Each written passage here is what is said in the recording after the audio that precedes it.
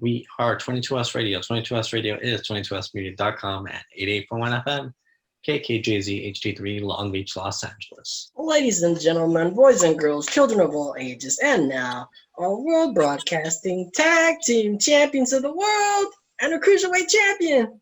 I'm Ethan. I'm James. I'm Rob. And this is episode 141 of Beyond the Ropes. We are BTR Pro Wrestling Talk. You can follow us on Twitter at RealBTR Radio and Facebook, facebook.com/Beyond the Ropes.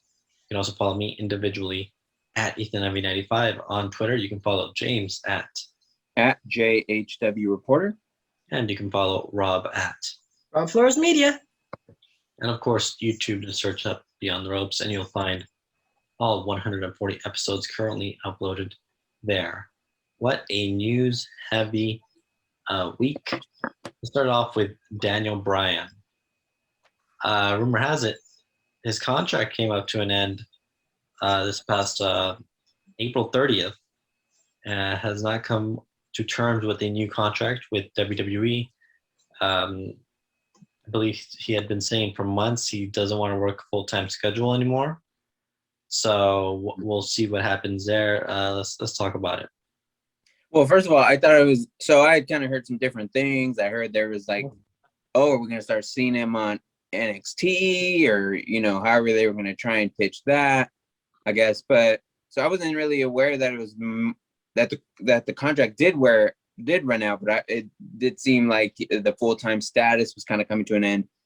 I guess, which kind of makes sense considering they just had the second kid not too long ago. Yeah, about a year. It has been maybe about a year ago now. Yeah. And then, he just kind of came back, finished up his run, just get another run in, and then call it a career, I guess. He did the WrestleMania thing and all that. So we'll see. We'll see. I don't know. Do you think he's someone? I think he'd be good on NXT, but I don't know if he wants to be on NXT or because, where do they live? They don't live in Florida or anything, right? I don't see him flying down to Florida. Yeah, I'm not sure. That he's been flying down to Florida for the past several months, obviously with Thunderdome and everything. Mm-hmm. He could go down to NXT, or he could go to different wrestling organizations. I think he stated in an interview he wanted to do that at some point, but who knows? I guess we could talk about let's see, work with Homicide before you. So why Homicide? Rob, where did Homicide come from? Every time he says Homicide, for those who are wondering what we're talking about, Rob is referring to what is it? A Daniel Bryan Homicide match in ROH. Is Homicide the one that was working with what's his name, the big fella in TNA? LAX, yeah. Yeah. Okay. And Homicide's the little dude. Yeah. What's the big dude's name again? Hernandez. Oh, just Hernandez. Okay. I was thinking it was something more, but Homicide wants to retire. Well, I'd be surprised if Daniel Bryan. I don't see Daniel Bryan going anywhere. Homicide of all people. You could do Samoa Joe, you could do Kenny Omega, you could do Homicide. Why not? I just didn't know. Do they have any history or anything? I don't know, but and Rob's, I'm sure, typing here. I don't know. He could just speak, but it's all right. We'll get back to it. We'll get back to it. Let's talk about the reason, or Daniel Bryan's last match here. Mm-hmm. Yeah, they're both cruiserweights, I guess, technically, so they could have a fast-paced match. But let's talk about Roman Reigns versus Daniel Bryan in the main event of SmackDown, a phenomenal match. And more importantly than it being Daniel Bryan's potential. Here it comes. I was waiting for it. I was wondering what took you so long. Let's talk about the brand new entrance theme for Roman Reigns. It's very god-like. It's very god tier. Have you heard it? So I heard a little. There was this clip that I kind of caught yesterday of it, but there was like a lot of fireworks and stuff going on. It didn't feel like it was very loud. I don't know why. It didn't sound louder than the fireworks, but it didn't do anything for me. I'll have to kind of maybe go back and listen to it again. It's on YouTube. The full version is on YouTube right now. They uploaded right away, so Okay. I would check it out as soon as we're done recording here. But is it so? You say it's godlike? Is that what you're going with? It's the final boss. People have been saying right here. That's the entrance music he's been getting. Okay. Yeah, I definitely. I mean, once you heard that song, it was over for Daniel Bryan. That's it. It's. I mean, it could have been the final boss for Daniel Bryan. It just, it's gonna be hard to get used to a new theme song maybe for Roman Reigns. But it was weird because I had just kind of heard some people talking about it like not too long ago. Like he was due for a new song because was he still using the Shield song? Basically, the variation that they maybe a little like slowed down or something. I think something like that. There was something about it. I don't even remember. I just remember it was always the donut thing. So. Anyways, stellar match.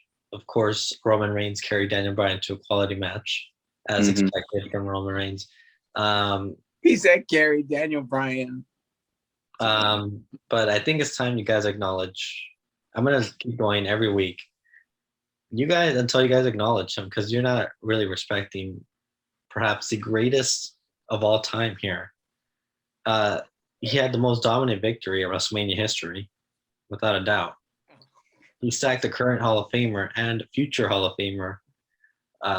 Didn't Sheamus have the most dominant victory when he beat Daniel Bryan for the title in like 10 seconds? Well, he didn't stack Daniel Bryan. Wasn't that Brock Lesnar against? Who was that? Was that John Cena or didn't he beat someone? Maybe that was a different. It took 16 suplexes to beat Cena, though. I mean, come on now. Yeah. All right. I just don't know about the most dominant WrestleMania victory. Okay. Well, I mean, I think it's time you guys acknowledge Roman Reigns as your tribal chief. So I'm going to give you guys a minute here to kind of go ahead. James, go ahead. You're not today. It was not. Let me see. We'll get back to it next week. Let me think about what it will take for me to finally acknowledge him as said chief. All right. Well, at least you guys could, the least. I'm open to it. I'm open to it, but I'm not fully acknowledging anything. Okay. At least you guys have. What is Rob giggling about? Rob's giggling about. He said not everyone can have a match and say cousin saved me. Jey Uso did not get involved in this match against Daniel Bryan. This was a clean victory for all of the critics out there. Well, maybe it's good to finally see Roman Reigns carrying his own weight because Main Event Jey has been doing quite a bit, especially in the year 2020. So it's nice to kind of see Roman kind of pick up his slack a little bit there. Main Event Jey needs a week off too, you know. Well, he showed up after the fact and made Cesaro watch as Roman gave Daniel Bryan a nice send-off with the concerto. So there you go. I mean, dominance right there. You guys need to watch it. It's on YouTube or Peacock. I love the Peacock. Don't you guys love Peacock? That's your business. How long was this match? Was it a pretty decent? I mean, was it a good send-off if this is going to be the end for Daniel Bryan, or? It was like the last 30 minutes of the show, so they give it time. Okay. All right. Let's talk about NXT now. Let's talk about everyone's favorite superstar, LA Knight. Come on, say it with me. Okay. Well, look. The minute he's on a show where they get over 1 million in the ratings, viewers, then we'll see. This week, May 4th, only 760,000. We're gonna need something. Technically, there was a national, at least a Californian holiday yesterday. It was May the 4th. A Star Wars holiday. Come on now. They were against all odds here. If they were smart, they would have had Sasha Banks on the show Isn't she supposed to be on The Mandalorian, which is a Star Wars show? Which I think she ran away again after her loss at WrestleMania. We haven't seen her since. to be fair, we just saw AJ and Almost, whatever we're calling them. They just came back like a week ago too. Apparently, so. But let's talk about some NXT Okay. highlights. Karrion Kross has got a number of contenders here. Of course, Finn Balor making his return since losing the championship at TakeOver Stand and Deliver. Mm-hmm. Pete Dunne then came out as well. Cool Kyle, looking cool as ever, wearing an Eazy-E t-shirt. Uh-huh. An Eazy-E t-shirt? He's wearing an Eazy-E t-shirt. Wow, now. So random. He is Cool Kyle, and I mean, he's rocking an Eazy-E shirt. And then, of course, they got into a little brawl there. Then, after Kross kind of took them out of the equation, at least got them away, Johnny Gargano and Austin Theory came from behind and left him laying. So this week we're going to be getting Karrion Kross versus Austin Theory. So that should be interesting. Talk about dominant matches. Karrion Kross is going to mop the floor with them. Speaking of mopping the floor, we got Isaiah Swerve Scott versus Leon Ruff in a street fight. I don't know where they're going with it. I watched this live on NXT as it happened, and it was just hard to even get into. I mean, they were doing spots. They were doing some good spots and stuff. I just feel like they wrestle every week. Well, like there's no like, you know, I feel like I looked at it from the perspective of like the Raw versus SmackDown GM mode, right? Mm-hmm. I almost feel like they're almost having to have them be in a match every week just so they can still be a rivalry. I think this is only the third match, sir. Doesn't feel like it. I feel like I just been going back and forth attacking each other. I guess it's something. I just feel like every week, I don't know. Well, I mean, it's not doing anything for me. Well, it seems to be the finale of this feud. I hope so. They were closing this chapter. How many of those matches are? I feel like how many times has Ruff actually got the upper hand on Swerve? None. I feel maybe once. He won one match, and then I think he left him laying 2 weeks ago. After he had like laid him out the week before, like Swerve laid him out the week before or something. Yeah, I think something like that. So they've been going back and forth a little bit. Mm-hmm. But we did get the debut of AJ Francis here, helping Swerve pick up the victory, along with Ashanti Theodonis, who has appeared on NXT before. And I am forgetting the other person's name here. Yeah, I'm glad you mentioned that because I did see she was on Swerve. Raw Underground. She was in Raw Underground, but I blanking on her name. So I do remember. I remember they Swerve like getting the win or whatever, and then he was walking back up the ramp, and there was that group of people with him, and I was like, wait, who was that? I missed it. I don't know. I was eating dinner, so I missed the finish where they got involved, but I don't know. They didn't do much for me. Like, I don't know. It's weird. Well, I mean, if they're gonna do something with Swerve, great. Do something and put him in a little stable or faction. But so, I guess they've been doing this for months, kind of very subtly. They've been appearing in the background of his promos while he's in his studio. If you watch any of his promos of the last few months, like he's been in a recording studio or whatever, he has a podcast, whatever, and they've been in the background. So they've technically been with him. They just haven't, been on NXT actually out there with him. So really? Yeah. And where do you see this? Who pointed this little Easter egg out? Well, this was on NXT TV. Whenever he cuts promos from his studio, they're just kind of like hanging around in the background. I don't know, pushing buttons or something. I don't know. But they're there. They've been there. So I guess they're finally putting them out there as a group. Okay. So interesting to see where they go from there. I guess the main event. Let's talk about the main event here for the NXT Women's Tag Team titles. The ways Indy Hartwell and Candice LeRae taking on the champions of Ember Moon and Shotzi Blackheart. And oh, poor Rob. I hate breaking this news to you. We got some new NXT Tag Team champions in Candice LeRae and Indy Hartwell. Well deserved, honestly. Is that Riverside's Candice LeRae? Anaheim, California's Candice LeRae, yes. Anaheim, by way of Riverside, one of those ways. This was a phenomenal match. A number of big spots here. They used trash cans. Shotzi jumped off the steel beam onto the announce table onto Indy Hartwell. So this was almost this was another no DQ match on the show. This was a street fight. More or less no DQ. I'm just saying it was like anywhere. So this one had to. They were a bit hardcore heavy this week, huh? A bit. Okay. There was a nice springboard elbow drop from Indy Hartwell onto Ember Moon in the final moments before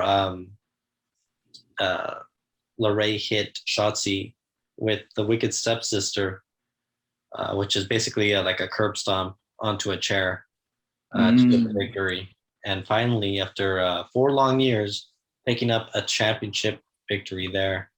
Congrats to her. Yeah, and I wonder what it says about what, as far as what they think about them, and maybe more importantly, Indy Hartwell. I mean, they already got her involved in that Loomis storyline. Maybe they see a bright future for her, specifically maybe out of the two in the group. Who knows? Maybe that's just reading a little too much into it, but we'll see. Maybe this is the start of something a little bit bigger here. I'm thinking maybe this is going to maybe build up to something. Maybe we see Indy Hartwell at some point or another, maybe join Loomis or something. All tag teams and stables are going to end at some point. So they're definitely keeping Loomis away from her. I'm talking about the Garganos are. Didn't they have like a backstage segment when he was like looking through a window over him? Yes, he had some flowers with him, and then when Indy was looking. Candice put the blinds down, so she went. Oh, okay. Right. I didn't see that. See that. I just saw like a photo of it. And then there was a picture, like an art piece that he drew for her that she hit before Indy could see it. So, there's some shenanigans going on there. Okay, so they're trying to keep them apart. But I mean, they got the tag titles out of it, so it's working for them. So yeah. All right, we've got about a minute here. When we return, we're going to talk about perhaps the biggest Twitter battle going on in the world today. Is it bigger than Soulja Boy and Randy Orton? Yes, it is. It's a battle of the drip gods here, James. Oh, Lord. Speaking of wrestling announcements or rivalries or whatever, there was another big one put on Twitter over the past week. We'll talk about that as well. We'll be right back. We are 22S Radio. 22S Radio is 22smedia.com and 80.1 FM, KKJZ HD3, Long Beach, Los Angeles. Welcome back to Beyond the Ropes, episode 141. Of course, I'm your host, Ethan, joined alongside the analyst, James Williams, and of course, producer Rob Flores. You can follow us on Twitter at RealBTR Radio, as well as me individually at EthanMV95. Follow James at JHW Reporter. And of course, you can follow Rob at Rob Flores Media. Don't forget the R-Truth DMs for Ethan. Speaking of R-Truth, he's gone missing as well. Yeah, he's gone missing 24/7 divisions. So, I mean, that was kind of expected, right? I mean, they really haven't been that heavy on him all too much, even in 2020, when you think about it. I mean, they've been kind of maybe throwing him in that Old Spice commercial stuff a little bit, but even then, that's kind of... That was a WrestleMania, and they haven't shown him since. So I'm going to assume the division's dead, because that title must be gone. That, or they're working on some new contenders for R-Truth to kind of run through. You never know. I mean, either way, let's think of it like this. It's been a great title run.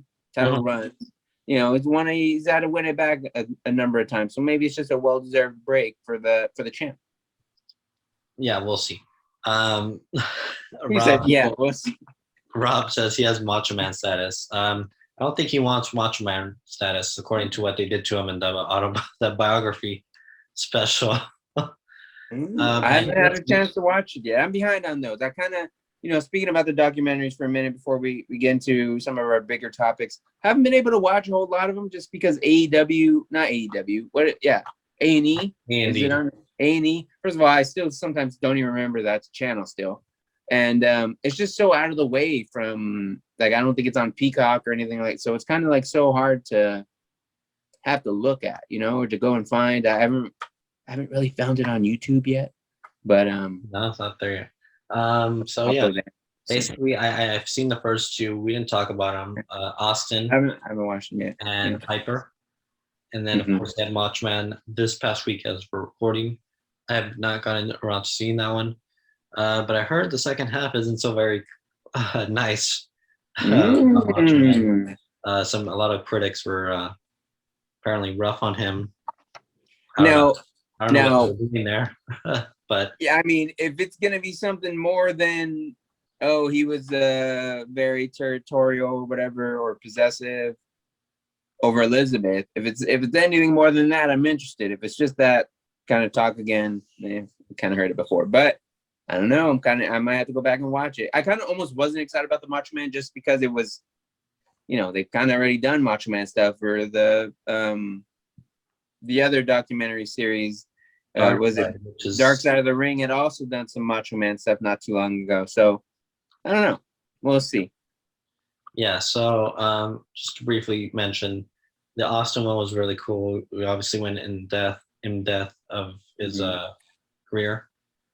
And I mean, they didn't really go too much into her personal life, other than saying he didn't really have a close relationship with his daughters, and he's still kind of building that relationship now, just because he was on the road so much, and that he's kind of moved on, found his place, kind of hosting and doing podcasts. That's kind of what he wanted to do in recent years. So, I mean, nothing crazy that was said that we didn't know. It was kind of talking about his story, and if you watched any of his documentaries, you probably already know what's there. So the Piper one was a little more interesting, going back into like 70s, how he got involved, how he got his name.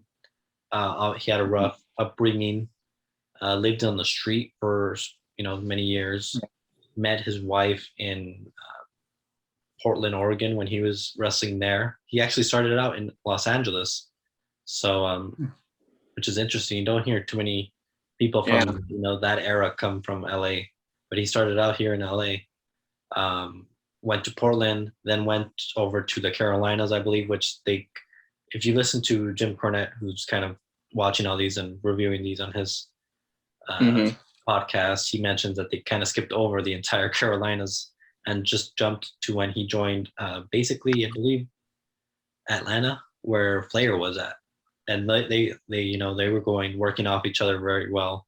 They had great promos and all that. They talk about WrestleMania, how he didn't want to put over Mr. T, and then of course getting into movies and all that, and then obviously the later years as well, briefly. But they got his family involved, which you don't really hear much from his family. So that it was a really good one. And then of course Macho Man, I haven't watched it, but of course, just hearing there's some backlash from that one, just because the second half, I guess, isn't very fun. Yeah, I'm sure it's very Lanny Poffo heavy. Yeah, probably. You mentioned Dark Side of the Ring. That is also returning. Fortunately, I don't have that channel anymore, so I'm gonna have to find another way to watch that. Well, I was gonna say I have it on. I usually watch it on the app, on the Vice app, but I don't know if I sign in through like DirecTV or whatever my service provider is. Maybe before. I think it might be on YouTube at some point. So we'll see. But I do know that I believe the first one is Brian Pillman, which is a two-parter, if I'm not mistaken. So. I didn't know that. That's what they did with Benoit as well to start off last season. So He That did. should be interesting for sure. Yeah, I wish I would have did that for the Owen one. I don't know why, but yeah. All right, let's talk about the drip war going on here between Johnny Drip Drip and Seth Drippin' Rollins here. Who's Johnny Drip Drip? John Morrison. Oh, well, I was hoping for John Laurinaitis, but all right. Oh. All right. What? But these have, they've been going back and forth here. That was a good guess. It was not a good guess. Johnny Drip. Have you seen him? When has Johnny Ace ever had any drip? That one Monday Night Raw? With that white suit? That was at WrestleMania? That was okay. But other than that, I'll get into John Laurinaitis in a minute, I think. Yeah, I will get into John Laurinaitis for a minute. In a second. Go ahead. But nice little mention there, Rob, who put in the chat that Miz does want to be Johnny Cage in the next Mortal Kombat, which even I believe the creator of the video game acknowledged him on social media. So hopefully that'll get him a nice place. I think he would fit well. I don't know much about Mortal Kombat. I have not seen the movie. I hear it's really good.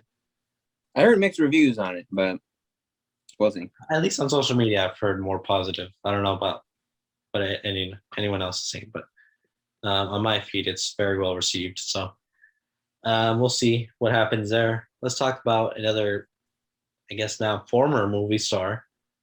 I believe she was in like one of the Fast and the Furious movies. I think she was. She might be in the next one, maybe. I don't know. We're talking about the returning, perhaps the biggest star. She was in the Fast and the Furious? I think so. Or maybe she's in the next one. I don't know. We're talking about Eva Marie. She's back, and she's lost the red hair and replaced it with some pink hair. James, you watched this promo. You remember some of it. What was going on here? Yeah, so, I mean, it kind of came off as like I would say maybe it came off as a surprise to some people, but I don't think it was more so of a surprise, more so than it was maybe disappointment that, we just saw Billy Kay, Peyton Royce, and Mickey James get released. So to now, all of a sudden, we see Eva Marie on our screen, and we remember what she had done recently in her last stint in WWE. Wasn't anything special. So it was just kind of interesting listening to the promo. One thing that stood out to me was more or less she's kind of done everything she's wanted to do after leaving WWE. I think she has been in some movies. I think she may have had either a TV series or a web series, kind of getting into some fitness stuff. Ethan, you have some thoughts, comments? What? Correction. He's not in the Fast and the Furious, despite what I read somewhere. Okay. You scared me for a minute, because I was like, there's been so many of them. I didn't want to say you were completely wrong. She's only been in 2 movies. Inconceivable. Okay. Clean Action number 1 in 2017 and Hard Kill. Which, when did that come out? Last year was Bruce Willis. Yeah, I think she was in something that maybe just went straight to tape or something recently, or straight to Netflix, I think. But she's done some TV as well. Total Divas, Miss Teen USA 2016, Celebrity Showdown, Celebrity Big Brother, Where Are They Now, which is on WWE Network, Faces and Heels, and Paradise City, which is an American Satan spin-off series, which comes out this year. Okay. So the promo is more or less since WWE, what she's done, where she's been, almost, kind of proud and maybe bragging about some of the success she's had. But now she has returned, and she is saying she kind of wants to maybe more or less do right by the place that she got started in and stuff, and kind of made it sound like she was a bigger deal than she was. Maybe I think if it's a good promo, if she's gonna come back in and be like a legit contender. She's not coming in to be a legit contender and is gonna be wrestling for the 24/7 title in a month. Waste of time. But yeah, hold on one second. Hold on, I'm ranting. Hold on. I'm almost done. So yeah, again, just a lot of disappointment from people on Twitter and whatnot about Billy Kay and all them being out the door, and a week or two later, we get Eva Marie of all people on the screen. Well, Eva Marie is a star, sir. Come on That's now. the word. You don't know what she did beforehand. You're saying she wasn't that big of a deal in her original run. She was a huge attraction apparently. I mean, I think I've heard. Yeah. Episode, she missed that one episode of SmackDown because of traffic. But she was doing those entrances of getting out of matches. I think I did. Like I don't know. Like I can't. You know, I don't remember. I don't have a favorite Eva Marie match. So that says, you know. Didn't she have a wardrobe malfunction at one point? I saw people talking about it, but then it was like this clip where Becky Lynch was laughing at her. So I don't know if it was intentional or not. I think it was kind of fake. No, it almost made it out like that was something she did every week. Like it was part of a gimmick or something. Well, her gimmick, I think, was just getting out of matches. Yeah. Okay. Yeah. Which I kind of like slightly remember now that you mentioned that. So maybe that's just what it was. But that's what you're talking about. That's why it was talked about. That's why it was talked about, because it was the highest rated YouTube video or something at one point, and there people were saying that was Becky Lynch should be thankful for Eva Marie because it was like the highest YouTube clip or most popular YouTube clip Becky Lynch has been in, despite everything she's been. Yeah, something like that. I guess. We got a draw here. You know, coming back. Those Raw ratings are going to go back up. They skyrocket. I mean, they were at 1.9 million this past week on May 3rd. So we'll see. 100,000 more views than last week. She drew those up, sir. I believe that's true. I mean, if they get her in the ring, I think we can get to 2 million. We'll see. It was either that or the new debut of a 205 Live star. You want to talk about it? Yeah, my guy, Mansoor. I think I'm all in on Mansoor. Oh, my God. Hold on. Before we continue, I'm going to let you continue talking about him.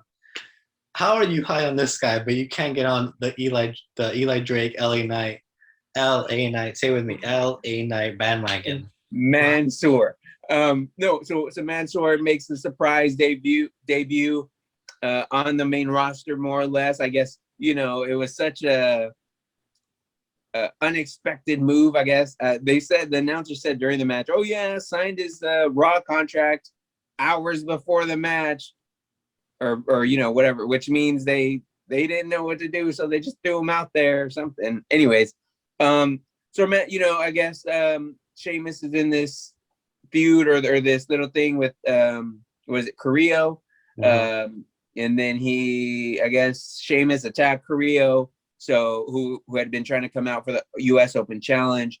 So then we get a new challenger in Mansoor coming out there. And at first I'm thinking, okay, I don't know if this is going to be any better or worse than Carrillo in terms of just trying to compete with Sheamus, but I'll give Mansoor a lot of credit. And he got a fan in me based off that performance, because he kind of put up a little bit of a fight there with Sheamus. I don't know if you saw the match. Put up a fight, and there were several times where I'm like, oh, this is the end of the match. And then Mansoor was coming back, and he was getting some offense in. And you know, I popped once or twice. I thought there were some near falls. I thought maybe Mansoor was even going to take the title from him. But then this heel, this monster heel, Carrillo, comes in and interferes in the match, attacks Sheamus, and costs Mansoor his shot at the United States title. When I'm like 100% sure, not 100%, that's too much, 99.9% sure Mansoor would have had that match in the bag, and we would have had a new United States champion. But, you know, we'll see where this goes. Maybe Mansoor just doesn't need to be a part of this feud or this title, you know, hunt, and he can get into the main event picture here sometime very soon. Very high on Carrillo, and no, not on Carrillo, on Mansoor. And we could talk about Randy Orton and Riddle here in a minute. But I think when you have a guy like Randy Orton who's kind of maybe getting into that tag team division now, there's a spot open for Mansoor to kind of jump in there and get into that main event picture. What do you think about that, Ethan? And let's be fair, you want to talk about why I'm not high on LA Knight compared to someone like Mansoor? There's a reason why Mansoor is on Monday Night Raw and not LA Knight. And let's not dismiss the fact that overseas, Mansoor is a big draw, especially on the, Saudi Arabia shows and whatnot. The crown jewel, I guess you could say, right? Mansoor is a crown jewel. Your thoughts? Yes, he has wrestled at Crown Jewel. Thank you, James. Didn't he? Wait a minute! Don't dismiss it like that. Didn't he headline, or wasn't it? Didn't he get a big pop? I think he first debuted or he's from Saudi Arabia. Of course, they're gonna give him a big pop. He's an international star. I hope they never go back there. Oh, jeez. He's an international star. Mansoor is over. Over there, not over here. He's over there. Yes, he is. He said over there. All right. I mean, it's only 1 week. We'll see. But I'm all in. Everyone's getting into the Bitcoin and the dog coin and everything else. I'm putting all my stock in on Mansoor. Okay. Well, that's a terrible decision. Wait a minute. Why? Let's talk about another up and coming star, the cousin of Humberto Carrillo, Angel Garza, back on Raw, having a match with Drew Gulak. That's right. Yeah. And he left a memorable moment there. He gave Gulak some rosy cheeks. A nice little joke made by Shane Helms on Twitter there. Hey, what are the rosy cheeks? Okay? Rosy cheeks. Okay, I can see that. He put a rose. I mean, he cut a promo backstage with them. Basically, Gulak berated him, said he was never gonna get a woman, whatever. He then got challenged to a match by Garza. They had a match that showed, Garza's. I mean, hopefully they're doing something with him now. Kind of been laying on them for months, but hopefully they do something with him now. And apparently, I don't know if he's a heel or a face, but he left. That's a heel move. He put a rose in Gulak's tights and then kicked it. Yeah. Okay. It's so weird. So I'm minding my business. I'm eating dinner, and then Garza grabs the rose, and I'm like, oh, is he gonna put it in his mouth, or is he gonna? Well, no. He said he was gonna put it up his. I had no setup. I didn't see the promo, so all of a sudden he lifts his pants, he puts it in there, and then he rears back and kicks him, and I'm like, what did I just watch? Well, it was kind of thrown off at first. I had no idea what I was. I'm like, all right, I guess. It means they're doing something with him. I guess. I don't know. All right. Well, when we return, we're going to talk more Money on Raw. You could talk about Randy Orton. We could talk about some other news that I guess happened in the wrestling world. Yeah, some other stuff. All right. Yeah. An arcade bro. I'm kind of putting some stock on Riddle.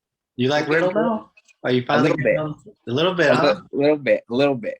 I want a scooter now. We'll talk about it. All right. We'll talk about you right here on Beyond the Ropes.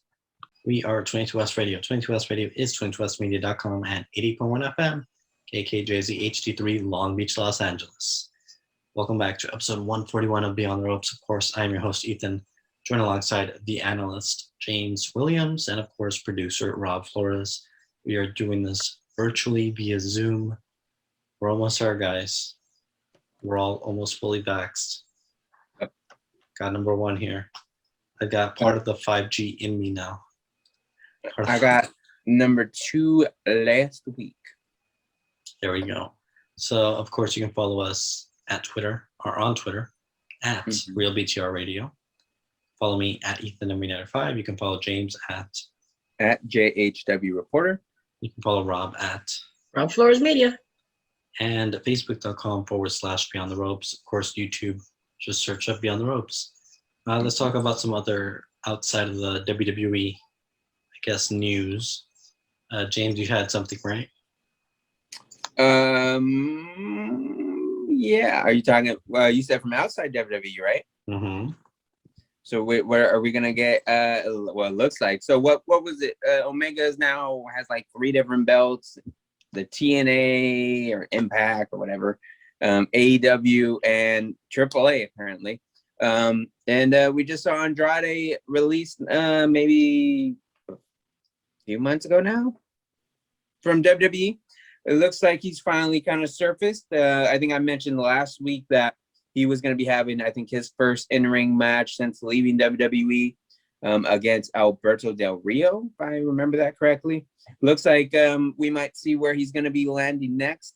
We're going to get Andrade, I was making or made a vignette more or less announcing a challenge to Omega for the AAA World title. We'll be curious to see. I think maybe that's one Andrade can win if this match does happen.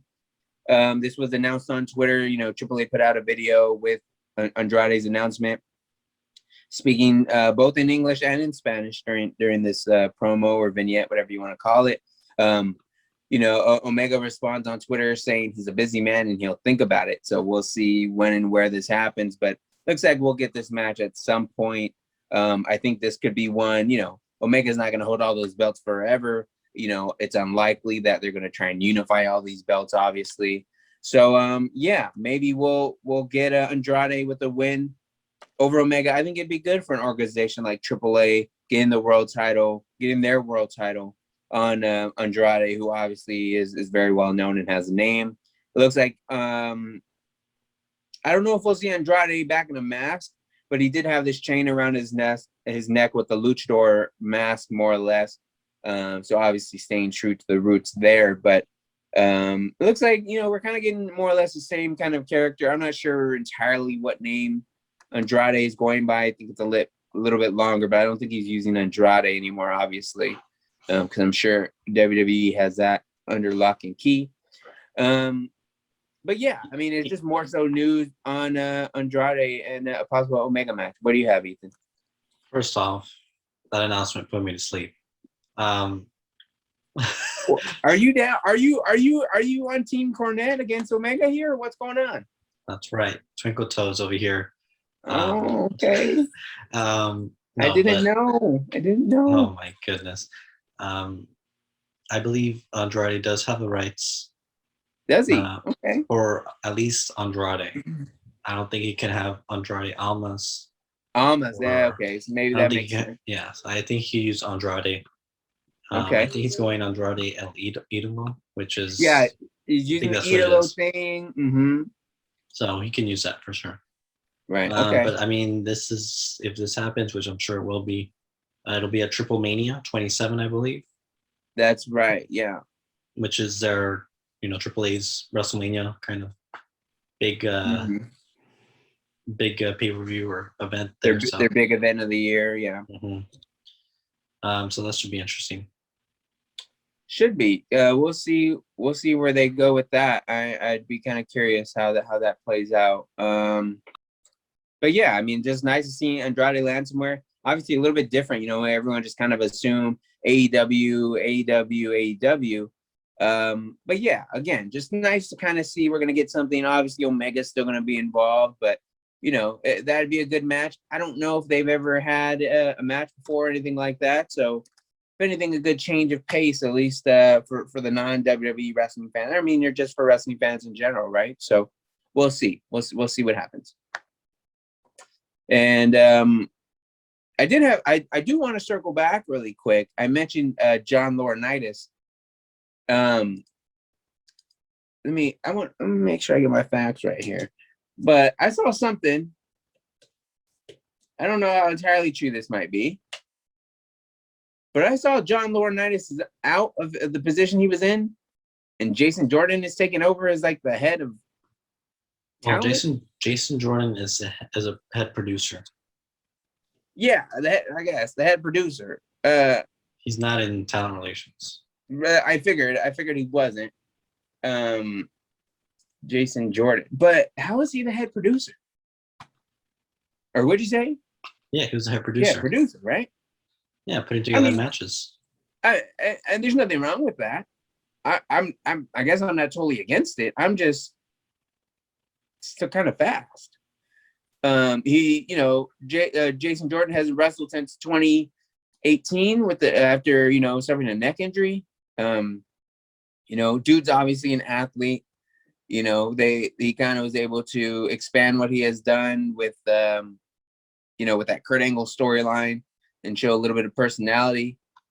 I just kind of really wasn't expecting I just kind of really wasn't expecting that. I don't know. I'm seeing another story here about his wife calling him out for being a cheater. I don't know how true that is. But yeah, I think I just think if anything, maybe this kind of reveals what may be the end of Jason Jordan in ring, like as far as in ring competition. I don't know. I just kind of saw that, and it kind of threw me for a loop a little bit. I just kind of wasn't expecting to see that. I just kind of maybe didn't entirely believe it. I'm not sure where Jason or where John Laurinaitis goes from here. I don't know if that Mark Carrillo firing had anything to do with maybe John Laurinaitis moving into a different spot now. Something like that, maybe. I think he had already moved in to that spot Okay. months ago. Because I just wasn't sure how this spot got open for Jason Jordan, I guess is where I'm getting at. Mhm. But I don't know. That seems to be a thing. We'll see. I'm curious if that will change the story. I'm sure maybe just one more person to point a finger at. But yeah. Did you have anything more on that, or do you want to hear? Go Talk ahead. about James's new favorite wrestler, Matt Riddle. I wouldn't go that far, but he's definitely ahead of LA Knight at this point. What did you think about this duo with Randy Orton? It's kind of random. Obviously, I didn't watch when it first kind of happened, but I caught him this last week on Raw. So they're coming off the NFL draft, and you see the Viking Raiders there. And then you see Riddle kind of break down the Viking Raiders name and assume that they are either fans of the Vikings or the Raiders. And that was kind of interesting. Ended up being kind of random considering they used it almost as a transition to get into his segment with Randy Orton. Randy Orton isn't totally like kind of, it's kind of interesting because Randy Orton is almost kind of like he's kind of taking Riddle under his wing almost. Like he's not if he wanted to get rid of him, he could have just RKO'd him and been done with it. Mm-hmm. But I don't know. There's just something about the pairing. Obviously Randy Orton has been in tag teams before, has won tag team titles with Batista and or Flair and with Edge, obviously. I don't know. Something about it. I think, Randy Orton, as he said on Austin's podcast, is kind of, giving back or doing more for the guys in the locker room now. And there's been several people who in interviews and other stuff kind of acknowledged Randy Orton and the things that he's doing from a leadership standpoint now and at this stage in his career. So not totally surprised to see him kind of give Riddle the rub here. The match they had, I don't even remember who it was against. Elias and Riker. Right, yeah, those two.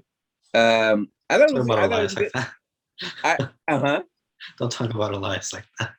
Whatever. I ain't worried about Elias. Good little spot there. Randy Orton goes. He does a DDT while the opponent is kind of hanging in the ropes there.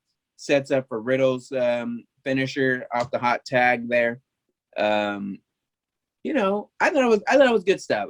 There's some chemistry there. I think that's kind of interesting and untapped, and we'll see where it goes. A funny moment during the segment they had before the match where Riddle's just kind of talking, and Randy just kind of does the whole like be quiet and then like hand me the key thing. I thought that was kind of like a nice little touch. Obviously, they're kind of working together, and you can kind of see that they've kind of talked that kind of stuff through, and it, or even if it was just spur of the moment, one of those kind of deals.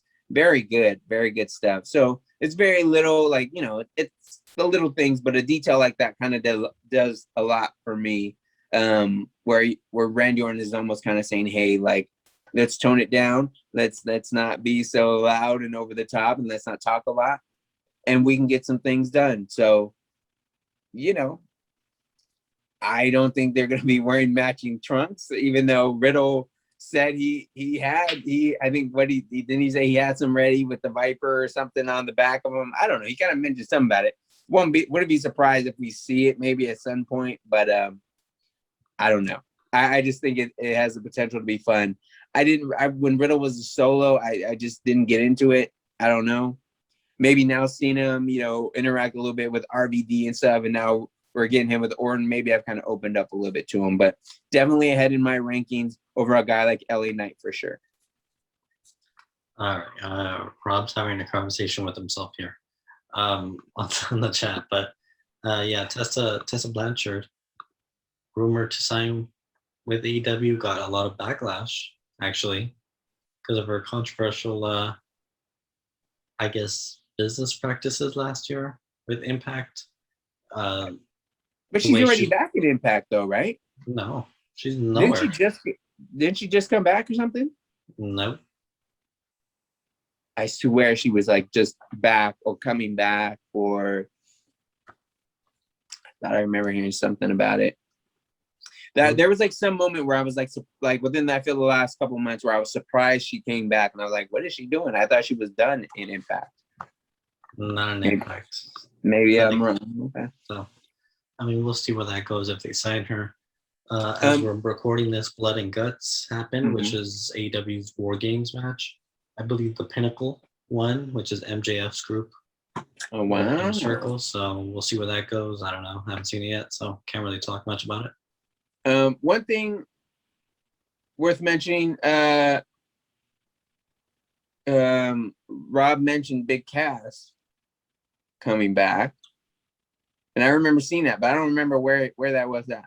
Where did he come back to? Oh, he was on Impact? Okay. There's your Impact comeback. Okay.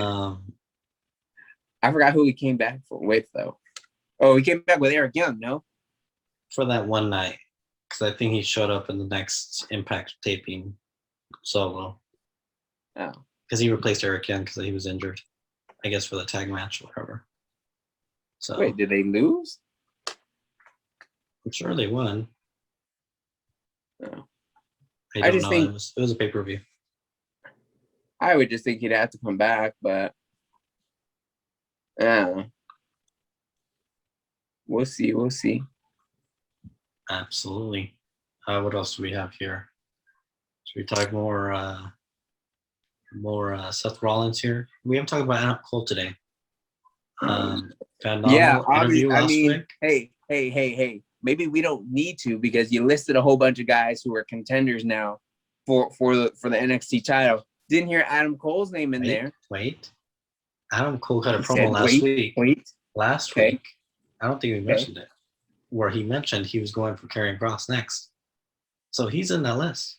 Put him up there. That's great, but that was a week ago. We're looking at the guys who showed up on the show. Elimination Chamber. Put them all in there. I do something. But if the guys, if the people who came out last week or threw their name in the hat last week or this week, sorry, those are the guys. I didn't see Adam Cole in that. You didn't mention him. He already put his name in his hat. I don't care if he was in there 2 weeks ago. If they do something like Elimination Chamber match or a tournament or whatever, Adam Cole's just filler. Nope. Absolutely not. Just filler. Let's talk about another favorite, Charlotte Flair, who, by the way, did get her mole removed. Got her mole removed, and is apparently got some dental work done, and now she's getting added back into a match, right? She's added to the triple threat, or now a triple threat at WrestleMania Backlash, which, by the way, may be this Sunday. It is like this Sunday, I think. We'll give predictions on social media. Yeah, that's already the second triple threat match announced. We're supposed to be getting this Backlash, WrestleMania Backlash rematch show, but we're not getting WrestleMania match. You got Braun Strowman in a triple threat with what? Who is it? Is it Bobby and Drew for the title? And Drew. Nothing about that excites me. There's too many big guys in a match. Yeah, I was thinking about that yesterday when I was watching Raw. I was like, this isn't good. No disrespect to the guys in it. They can all put in the work and everything, but right. They don't need to be in a feud like this, and especially not for the main title. Exactly. I think that's kind of always been the thing, though. Is two big guys in the ring don't really work well together. I mean, I think a Drew and a Bobby Lashley, they're both big guys, but they're both pretty athletic at the same time. So, I mean, that's one thing. I mean, but usually some of the better matches is like a Rey Mysterio and whoever, you know what I mean? I mean, a prime Rey Mysterio, but someone that, you know, someone like The Undertaker can bump off of, or Jeff Hardy and The Undertaker, for example. But you start getting, you know, does anyone want to watch Strowman and The Big Show? Not on purpose, no. You know, it's just a bit slower of a style, you know. I don't know. Strowman doesn't do anything for me in this match. Strowman hasn't really done anything for me lately. I feel like they had a chance with him to do something. Well, it feels like a couple years ago now, and they never did it. I don't think he's even won. Did he ever win the title? I don't think he ever really won it, right? Did he win it? He was the Universal Champion last year. Oh, he came in for. Wait, did he come in for somebody? He beat Goldberg at Mania. He beat Goldberg. That's when Reigns, you know, he didn't want to perform in front of nobody, so he didn't wrestle at WrestleMania. Oh, Strowman stepped in. That's who he filled in for. Mm-hmm. Wow, I forgot about that. Exactly, a forgettable run. He would lose the title to Wyatt, I believe. Like not long after, right? Who then? Well, it's SummerSlam. He had the title for a while. Really? Yeah, and then Reigns beat him a week later. So. Okay, I kind of remember that. And we've been blessed ever since. Wow, really? Yeah. That's tough. I don't know. I mean, Strowman, he was, you know, I was kind of rooting for Strowman a little bit, just with whatever. Who was he? Where he's like working with Seth Rollins or somebody? I don't know. Or he was like in this Roman Reigns and whoever else. Oh, Brock Lesnar. Like Brock Lesnar's Roman and Strowman, and I was like, I don't know. I'm kind of over it now.